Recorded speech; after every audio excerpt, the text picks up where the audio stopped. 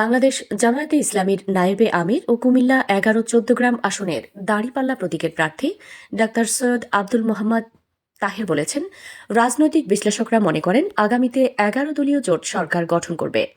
এখানে রয়েছে ১৯৭১ সালের মুক্তিযোদ্ধা কর্নেল অলি ও ২০২৪ সালের ছাত্রছাত্রীদের আন্দোলনের নেতৃত্বদানকারী এনসিপি।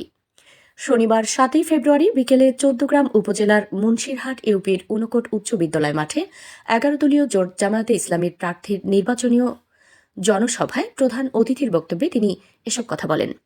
বিএনপিকে উদ্দেশ্য করে তিনি বলেন, গত ৫ আগস্টের পর কারা চাঁদাবাজি করেছে এদেশের মানুষ তা জানে।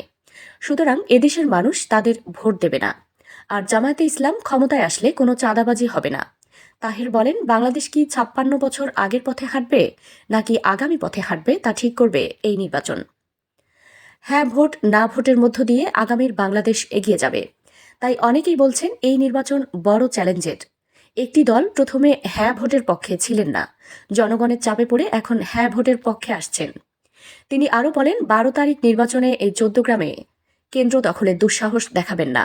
তাদের হাত দুইটা পাও দুইটা, আর আমাদের হাতও দুইটা পাও দুইটা। জনসভায় বিশেষ অতিথি হিসেবে বক্তব্য রাখেন কুমিল্লা দক্ষিণ জেলা আমির অ্যাডভোকেট শাহজাহান, ডক্টর মাওলানা আবুল কালাম বাশার, উপজেলা আমির মাওলানা মাহফুজুর রহমান, সেক্রেটারি বেলাল হোসাইন। এতে উপস্থিত ছিলেন ১১ দলীয় জোটের নেতাকর্মীরা। আপনারা দেখছেন মেঘনা টিভি, সত্যি সন্ধানে সবসময়।